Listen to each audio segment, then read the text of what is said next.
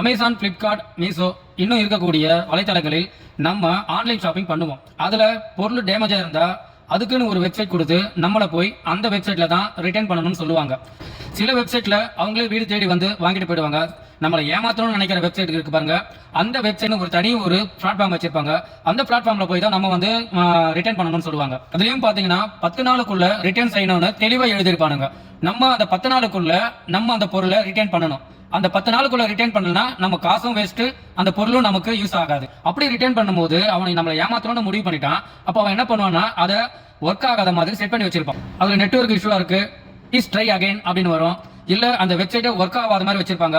அப்படியும் அதுல ரிட்டர்ன் எடுத்துட்டாலும் அதுல ஏதோ ஒரு காரணம் சொல்லி திரும்ப ரிட்டர்ன் பண்ணிடுவாங்க. ஒருவேளை உங்களுக்கும் உங்க ஃப்ரெண்ட்ஸுங்களுக்கும் உங்க சொந்தக்காரங்களுக்கும் யாருக்கோ ஒரு எப்படி அந்த பொருளை ரிட்டர்ன் பண்றது, எப்படி அந்த பொருளை அவங்களே வீடு தேடி வந்து வாங்கிட்டு போறது அப்படின்றத நான் சொல்லக்கூடிய இந்த விஷயத்தை செஞ்சு பாருங்க. உங்களுக்கு அந்த பொருள் ரிட்டர்ன் ஆகும்.